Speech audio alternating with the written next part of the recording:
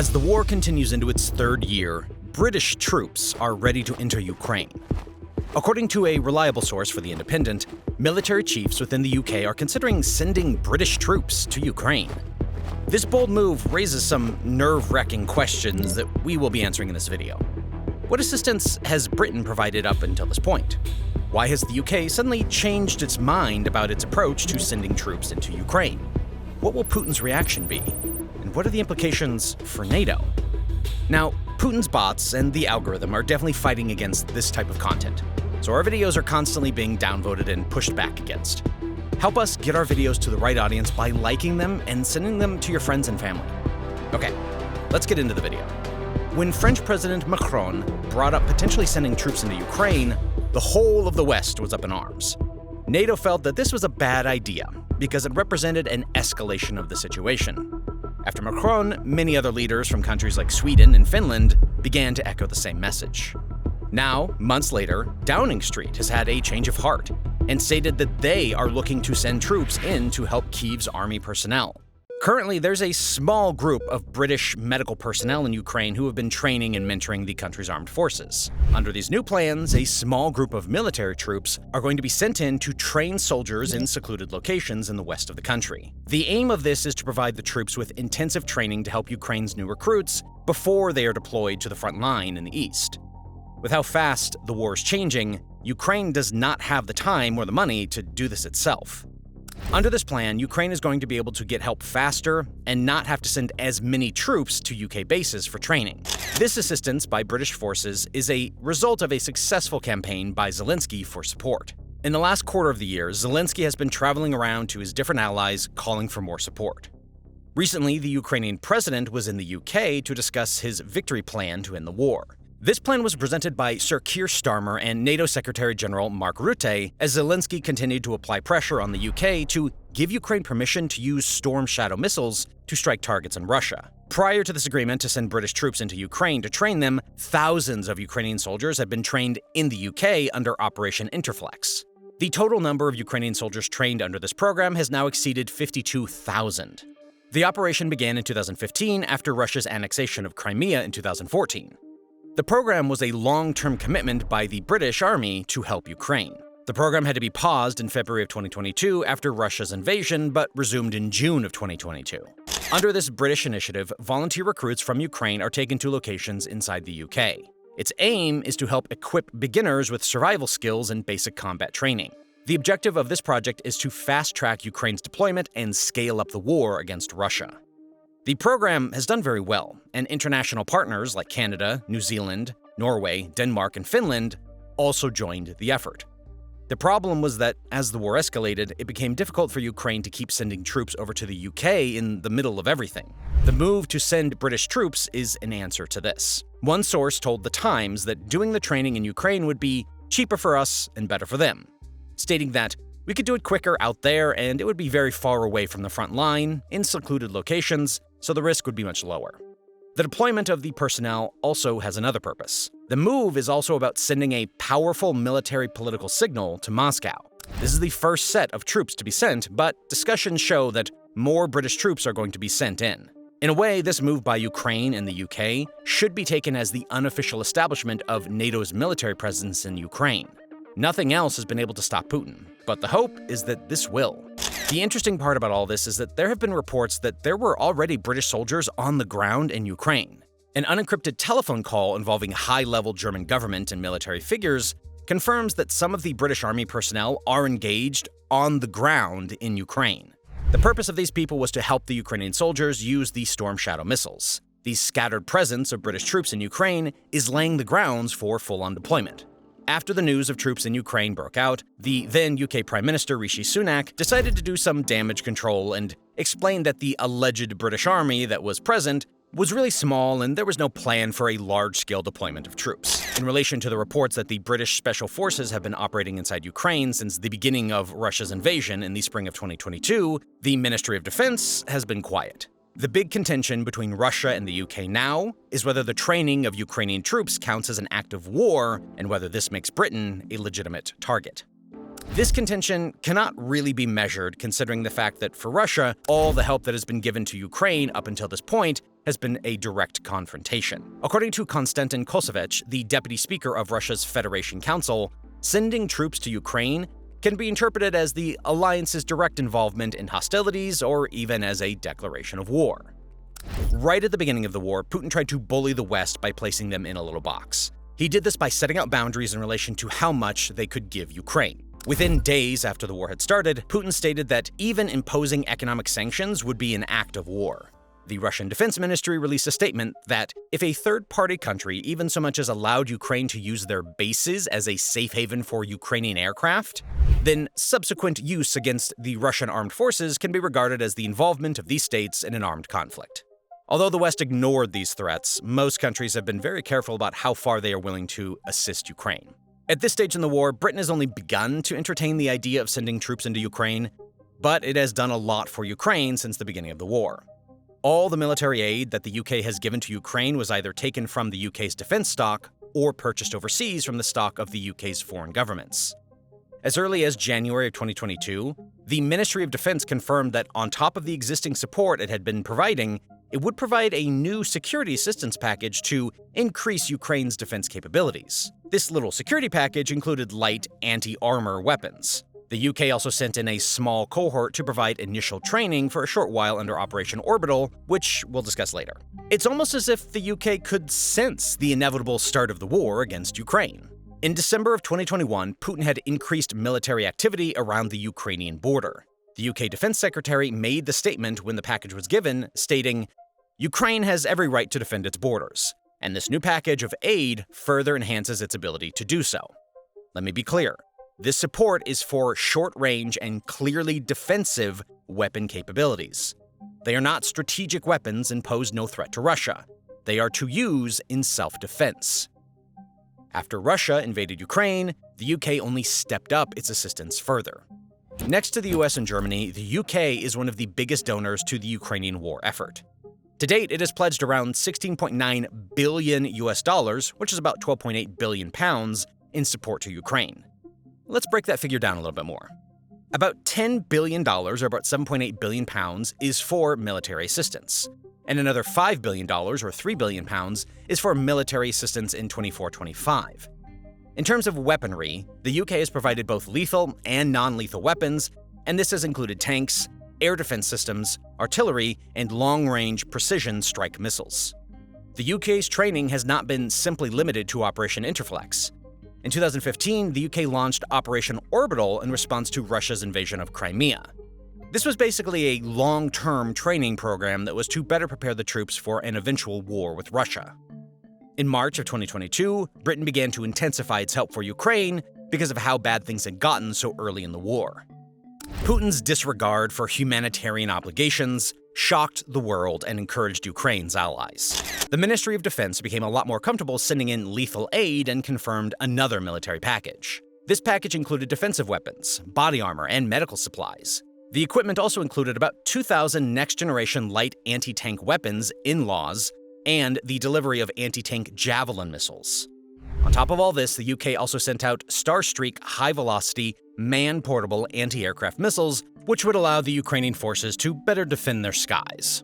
At this very early stage in the war, everyone was afraid to anger Putin.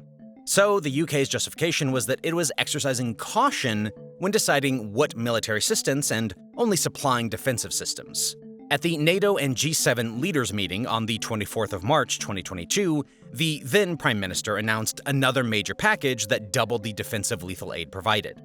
This package added 6,000 defensive missiles, the Starstreak air defense system, and about $36.25 million or about 25 million pounds, in financing for the Ukrainian military. With every month of the war, and based on how badly Putin was attacking Ukraine, the UK was always ready to step in. In early April, the Ministry of Defense added another $130 million, about 100 million pounds, with an extra 800 in-law anti-tank missiles, more Javelin and Starstreak missiles, body armor, ballistic helmets, and night vision goggles. In the same month, Downing Street also gave about 120 armored vehicles and new Harpoon anti-ship missile systems. After this, Zelensky's request for long-range missiles was heard. In June of 2022, Ukraine was gifted 3 M270 multi-launch rocket systems and associated munitions. This was a significant win, because the M270 can strike targets up to 49.7 miles, 80 kilometers away. The UK had the courage to finally grant the use of these long-range missiles after the US agreed to provide Ukraine with the High Mobility Artillery Rocket Systems, or HIMARS. On a diplomatic level, Britain made sure that it was leading by example and encouraging people to assist Ukraine. This is why it used platforms like G7 and NATO summits to announce its donations. In August of 2022, after the NATO summit, then Prime Minister Boris Johnson announced a further $1.3 billion, £1 billion, donation as a part of a next phase donation. At this stage of the war, the UK was looking to intensify its commitment to further squeeze Putin. This specific funding package was to supply anti-tank weapons, air defense systems, unmanned aerial vehicles, drones, electronic warfare equipment, and thousands of pieces of kit for Ukrainian soldiers. Still in August, additional M270 multiple-launch rocket systems were sent to Ukraine with precision-guided M31A1 missiles. This was around the time that Russia was raining airstrikes across Ukraine, and the UK wanted to help bolster Ukraine's power in the skies. From then on, the focus of the UK's donations was around air systems. In October, hundreds more air defense missiles were sent to Ukraine to protect against Russian missile strikes and to protect critical national infrastructure. In that package were also AMRAAM rockets for use, with the National Advanced Surface-to-Air Missile Systems, NASAMS, being provided by the United States. Around this time, other nations were also increasing their support by sending long-range missiles as well. Later on in the year, in November, during a visit to Kyiv, then Prime Minister Johnson announced a major new package of air defense support, including 125 anti-aircraft guns and counter-drone technology, including radars and anti-drone electronic warfare capability. The UK's assistance also included humanitarian aid and assistance with reconstruction. The UK has also led the pack when it came to imposing sanctions on Russia. Almost immediately after the war started, Prime Minister Boris Johnson announced that they were intensifying their sanctions and targeting the Russian elite, Russian military leaders, and Dumas with travel bans, freezes of non-monetary resources such as properties, trade bans on money market instruments, asset freezes, and embargoes on products and tariffs. The aim of this special type of sanction was to increase pressure on Russia against Putin, as the people affected would push for an end to the war. Zelensky had always expressed his gratitude to Britain and considered them a top Ukrainian ally. Now, we know that Britain has been standing with Ukraine from the start, but there's always been some hesitation as to how far it was willing to step in. Now, recently we crossed 1 million subscribers. Ever since then, we've been flooded with emails asking us questions and asking for advice about how to grow a YouTube channel. Even though we try our best to reply to every single email, sometimes this can take up a lot of time, or, people ask the same questions that we've answered before. So that's why we've decided to put all of our YouTube advice into one email bootcamp for completely free. So if you're someone interested in starting your own YouTube channel, you can get our email bootcamp by clicking on the link in the description or scanning the QR code on the screen. All right, now back to the video. Britain's assistance has been within the confines of the notorious Putin's red lines because of the nature of international laws. Most nations, like Britain, operate based on the principle of neutrality.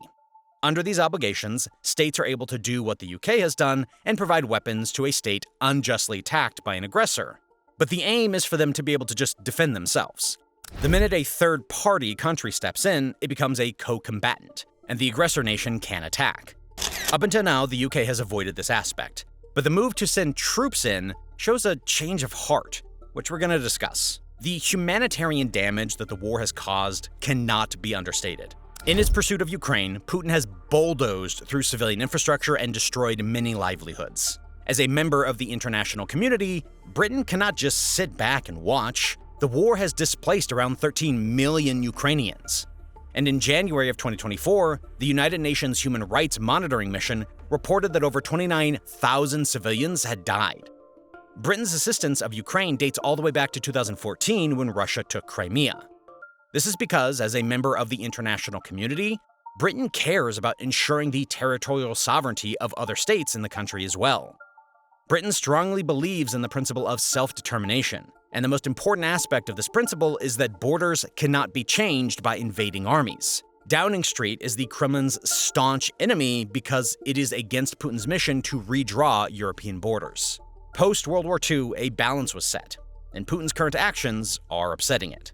The balance of power that has existed has not been perfect, but it has kept the world going and ensured stability. Even now, Britain has tried the diplomatic route, but peace cannot be created outside of escalation because Russia's border demands are unacceptable to Britain. Putin wants Ukraine to make a promise that it will never become a NATO member, and it wants NATO to take its troops out of Eastern Europe. If the UK lets Russia win the war now, it will be forced to yield to the terms of the aggressor, and that is what it is trying to avoid. What's worse, if Putin decides to continue on, it will definitely continue its imperialism in Europe. The fear is that Putin's next targets are the Baltic countries of Estonia, Latvia, and Lithuania. If the war gets that far, Britain will be forced to step in because the Baltics are NATO members. The more borders Russia is able to push, the more troops they will have in Europe, which will cause a lot of problems down the line. Admiral Sir Tony Radakin, the chief of the defense staff, explained it best when he said, "The worst scenarios in terms of a full-scale invasion would be on a scale not seen in Europe since the Second World War."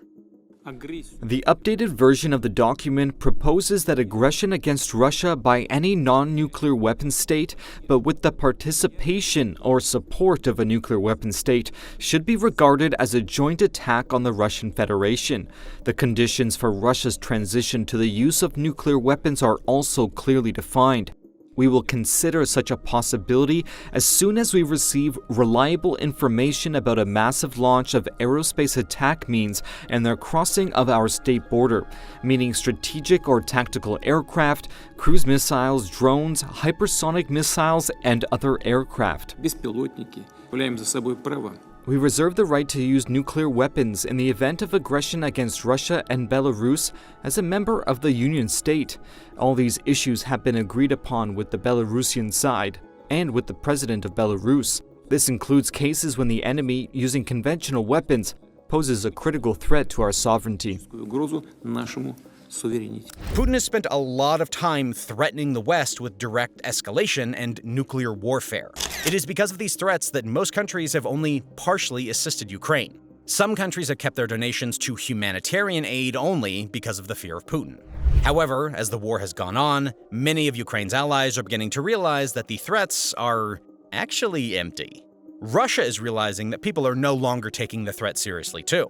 Igor Korotchenko, who is a Russian military analyst, commented on this and stated that the Western adversaries are no longer respecting the red line, and that they have begun to boldly arm Ukraine more because they believe it will not lead to military escalation. According to Anton Gerashenko, a former advisor to Ukraine's internal affairs minister, in my opinion, this is yet another bluff and demonstration of Putin's weakness. He will not dare to use nuclear weapons because that will make him a complete outcast. This has not stopped Russia from issuing threats. Recently, Putin's threats have been directed, especially at the UK and the US, in light of reports that they will be granting Ukraine permission to use long-range missile systems inside Russian territory. Russia understands how detrimental such a move would be, and Putin has again begun to threaten nuclear warfare and has stated that he would provide arms to Russian allies so that they could hit countries in the West. During a briefing at the St. Petersburg International Economic Forum, Putin had this to say: "If someone considers it possible to supply such weapons to a combat zone to strike our territory and create problems for us, then why do we not have the right to supply our weapons of the same class to those regions of the world from which the strikes will be carried out on sensitive objects of those countries that do this in retaliation to Russia?" That is, the answer may be symmetrical. We will think about it. Ultimately, if we see that these countries are being drawn into war against us, and this is their direct participation in the war against the Russian Federation, then we reserve the right to act in a similar way. But in general, this is the path to very serious problems. The problem is that Putin has been playing the same tune for so long, and now it does not have the same effect. Britain is slowly easing into sending troops in and testing the boundaries to see how far it can push before there's a direct escalation. In relation to the recent reports of British troops entering Ukraine, Putin has not yet commented. However, ever since Britain has stepped up its support of Ukraine, the UK has been experiencing a spike in terrorist attacks from Iran and Russia, illustrating that Russia is trying to take out Britain from the inside. M15 Director General Ken McCullum recently gave a speech where he explained that Britain is facing increased threat from Putin's henchmen and plot after plot from Iran. According to McCollum, his team has been fighting off multiple attacks from many terrorist organizations, including Al-Qaeda and IS, and state terrorism from Iran and Russia. In order to attack, Russia and Iran have been using proxies to do their dirty work, and there have been reports of arson and sabotage. When the war began, more than 750 Russian diplomats were expelled from Europe, and Putin has been forced to use other organizations to cause trouble. It is unlikely that Putin will directly comment on British troops entering Ukraine, but we have a good idea of what his sentiments are. Putin's stance on Western involvement has been the same throughout the war, and he's always said that there would be tragic consequences. In light of these new developments, we're just gonna go ahead and have to see if all these statements have been empty threats. We need to also talk about how this decision impacts NATO. Within the organization, the discussion on how to assist Ukraine has been a divided one. Let us take Germany, for example. It has been very reluctant to supply Ukraine with its Taurus missiles that will be able to hit targets deep within Russian territory. The German Chancellor Olaf Scholz has made his stance very clear, stating that German soldiers will at no point be linked to targets this system reaches or can be found in those places. Because Ukraine is not a NATO member, the principle of collective defense does not apply to it. This means that NATO members are not obligated to fight the war with Ukraine against Russia. NATO has been a big supporter of Ukraine in the war, but its assistance has been aimed at helping Ukraine's defense. This approach has been designed so as to not provoke conflict with Russia. While NATO cannot directly step in, it has been working hard to ensure that this war does not escalate and spread beyond Ukraine. It knows that if it enforces no-fly zones or deploys combat troops to Ukraine, this would bring it into direct conflict with Russia. Unfortunately, NATO has no control over what its member states do. Each country is deciding how to respond to the war, and others are much bolder. This could change if Russia directly attacks a NATO state. Britain is not the only country potentially sending in troops to Ukraine, as reports show that Estonia, Latvia, and Lithuania are also looking to enter the war on Ukraine's side. If Putin takes this as an escalation and attacks any of these countries, NATO will be forced to step into the war. This is why most NATO countries have been trying to take a back seat to avoid escalations that will call upon everybody to enter into the war. Wars are expensive, and NATO is avoiding a situation where a full-scale war requires its member states to become a part of a bigger fight. The decision to send troops into Ukraine is proof that we are entering another phase in the war. In this phase, the West is moving towards applying a lot more pressure on Russia by sending troops into Ukraine to help the war effort. As the war continues in its third year, the cost of providing aid is getting higher and higher. A prolonged war is not beneficial for Ukraine or any of its allies. And so countries like Britain are stepping up the war effort to deal war-ending blows on Russia. Putin's red line threats have lost their weight. And now countries are realizing that direct escalation to nuclear war may not be what happens. This first move of sending military personnel is only the beginning, and the UK will probably be moving to granting permission for long-range missiles soon.